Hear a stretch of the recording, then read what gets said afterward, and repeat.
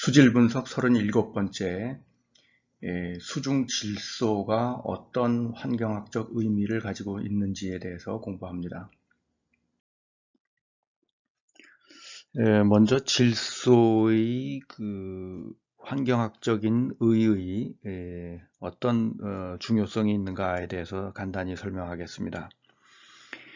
질소는 호수에서 조류 성장의 제2 제한 영양소입니다.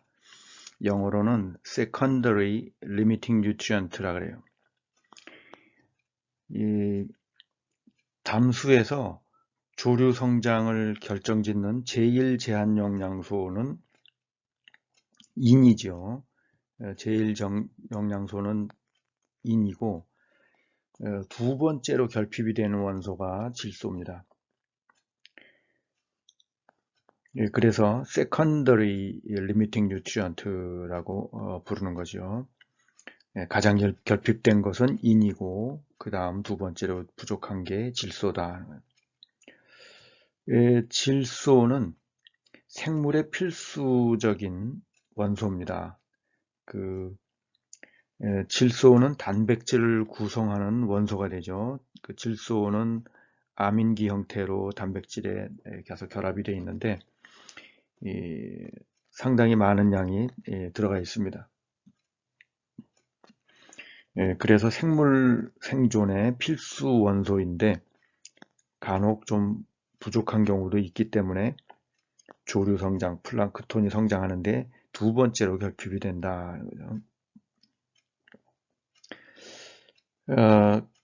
그런데 우리나라에서는 질소의 자연 배경 농도가 높아요. 그래서 조류 성장에 거의 영향을 주지 못합니다. 호수에서 플랑크톤 성장에 보통은 충분한 정도의 양이 들어 있습니다. 질소가. 그런데 가끔 질소가 부족한 곳이 있는데 어떤 곳이냐면은 이 하수에 오염이 돼서 인의 농도가 높아지면은 인은 많고 상대적으로 질소가 좀 부족해지죠. 그러니까 어떤 생물이 원소를 흡수할 때 인을 하나 흡수하면은 질소는 뭐 한 7, 8개 이렇게 흡수를 해요. 그런 비율로 흡수하는데 인이 점점 많아진다. 인이 엄청 많다고 하면은 그 다음에 상대적으로 이제 질소가 부족해지는 거죠. 그런데 인이 어디에 많으냐면은 이 하수 중에 굉장히 많습니다. 사람이 버리는 하수의 세제, 뭐 배설물 이런 데 인이 많아요. 그래서 하수 오염이 심해지면 인의 농도가 점점 높아지면서 그 다음에 인이 많아지니까 인은 제한 영양소가 아니죠. 제한되지가 않죠. 결핍되지가 않고 그 다음에는 질소가 제한 영양소로 등장할 수 있다는 겁니다. 생물체 내의 그 인과 질소 조성비를 보면은 무게비로 보면 한 8대1, 원자비로 보면 한 16대1 정도의 비율로 질소가 더 많이 필요합니다. 무게로 대략 8대1, 10대1 뭐 이런 정도죠. 그런데 하등 생물의 경우에는 이 질소와 인의 조성비가 일정하지가 않고 좀 변이가 큽니다. 물속의 함량에 따라서 또 먹이를 먹었는데 단백질을 많이 먹었다 그러면 질소 함량이 좀 높아지고 그래요. 그래서 먹이의 원소 함량 또 수중의 원소의 존재 비율 이런 거에 따라서 그 생물체의 NPB도 좀 변이가 있습니다. 근데 대략적으로 무게비로 10 이상, 그러니까 NPB가 생물 평균 한 8 정도인데 이보다 높아서 한 10대 1 정도 그 이상이 되면은 인이 부족해지는 것이다. 상대적으로 질소가 많고 인이 부족하다는 뜻이죠. 그래서 NPB가 한 무게비로 10 이상 되면 좀 인제한이 될 수가 있다. 우리나라 호수 수질 기준을 보면은 그 TNTP의 무게비를 여유를 좀 많이 주었어요. 보통 그 여기에 이제 생물 평균이 8인데 한 8에서 한 10, 15 이 정도 범위에서는 생물이 어느 정도 적응을 하면서 좀 다양한 그 NPB를 가질 수가 있습니다. 그런데 NPB가 한 16 이상이 되면은 이 정도가 되면은 거의 인이 부족하다.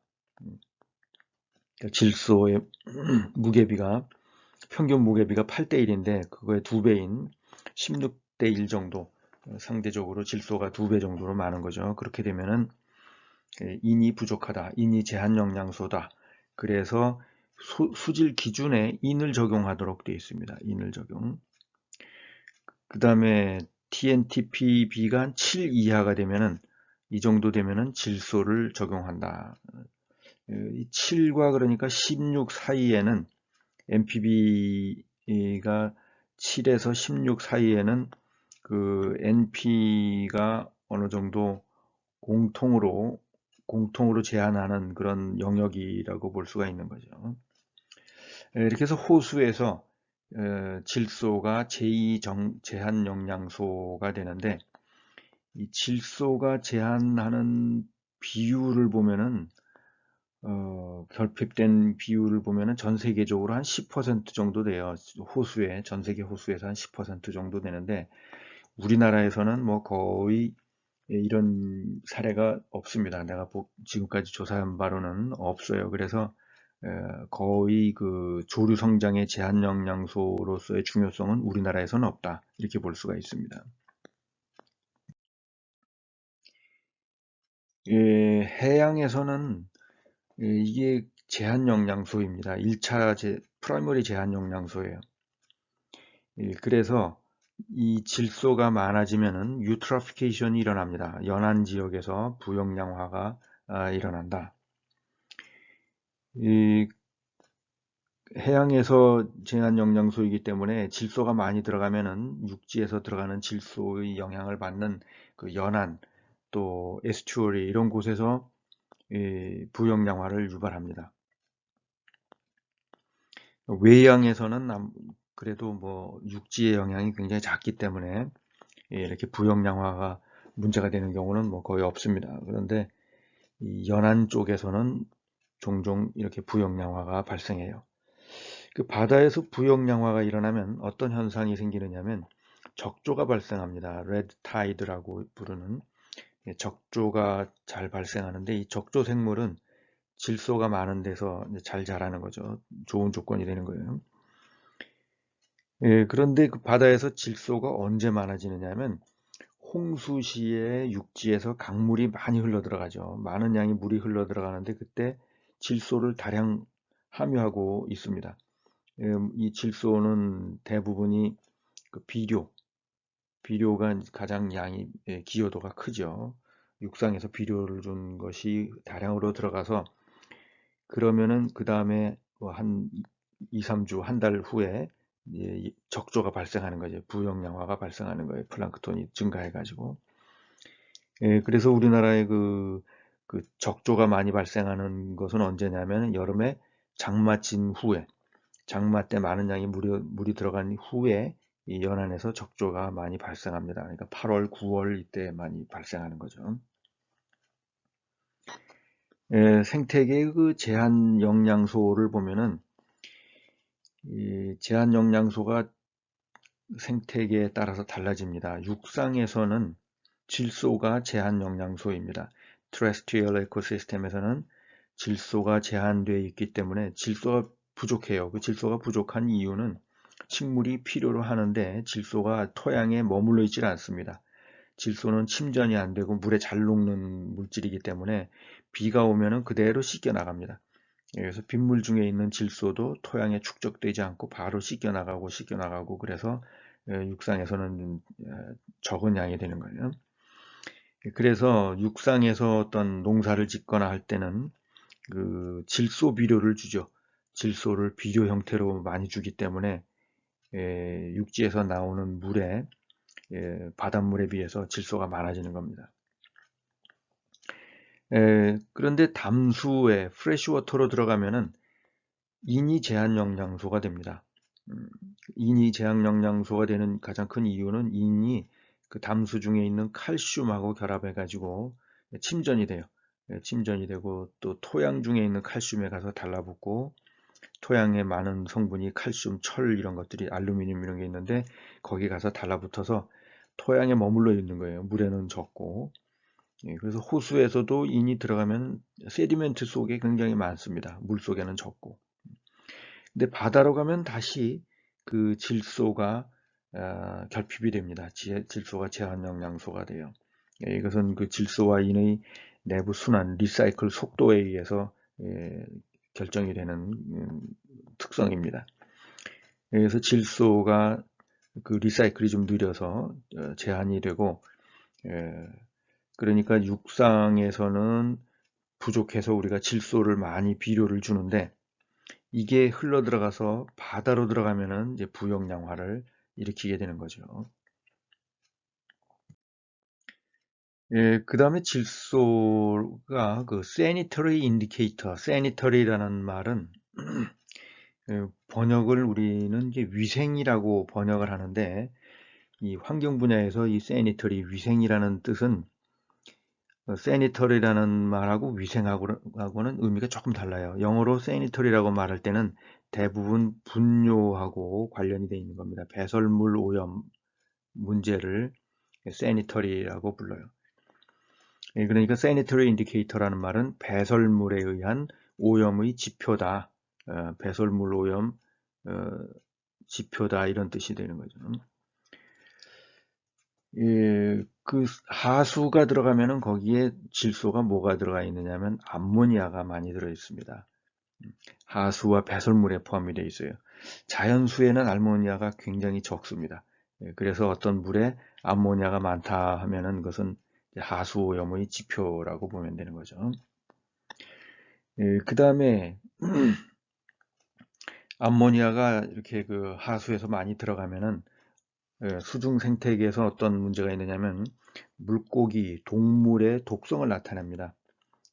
독성을 나타내는데 그 프리 암모니아가 독성이 더 강해요. 프리 암모니아가 독성이 강하다는 건 뭐냐면, 암모니아는 이런 기체상 물질인데 이게 그 물에 녹아 들어가면은 암모늄 이온이 됩니다. 암모늄 이온이 되고 이렇게 되는데, 이 암모니아, 이것을 프리 암모니아라고 하고 이것은 암모늄이라고 부릅니다. 암모늄 이온 이름이. 근데 프리 암모니아가 독성이 더 높아요. 그런데 pH에 따라서 이제 달라질 수가 있죠. 그래서 pH라든가 온도라든가 이런 것에 따라서 그 달라질 수가 있습니다. 독성이. 그런데 이 암모니아의 독성은 연어과 어류에게 특히 독성이 강합니다. 연어과 어류는 냉수성 어종이라고 부르죠. 이 냉수성 어종이 이 연어의 이제 암모니아에 굉장히 민감하기 때문에 암모니아 농도가 0.2mg/L 정도면은 이상이면 독성을 나타내기 때문에 연어가 사는 하천에 대해서는 미국에서는 이 암모니아 농도를 엄격하게 관리합니다. 그러면 그 0.2mg/L가 어느 정도냐 하면은 하수 처리장에서 처리하고 BOD 제거하고 나서 버리는 물의 암모니아가 보통 10mg/L를 넘어갑니다. 그러니까 그 미국에서 그 연어 기준 0.02하고 비교해 보면은 뭐 보통 한 1000배 이상 되는 그런 농도죠. 그러니까 하수처리장 방류수가 나가면은 그 강물에 연어가 살기 어려운 그런 독성을 가지게 된다는 거죠. 우리나라 하천도 보면은 영산강이나 뭐 낙동강 같이 그 하수의 영향을 좀 많이 받는 하수처리장 방류수가 그 큰 비중을 차지하는 강의 하류, 뭐 한강 하류도 마찬가지고, 그런 곳을 보면은 암모니아 농도가 뭐 한 2mg/L를 넘는 경우도 종종 있습니다. 그래서 이런 경우에는 그 연옥과 어류 같은 것들이 살 수가 없는 환경인 거죠. 그 다음에 육상에서 이 질소 분석이 가장 또 큰 의미를 가지는 것은 식수오염의 중요한 항목이다. 식수오염 판정에 어디서 문제가 되느냐면 지하수에서 문제가 됩니다. 그 나이트레이트의 지금 음용수 기준이 얼마냐면 10mg per 리터예요.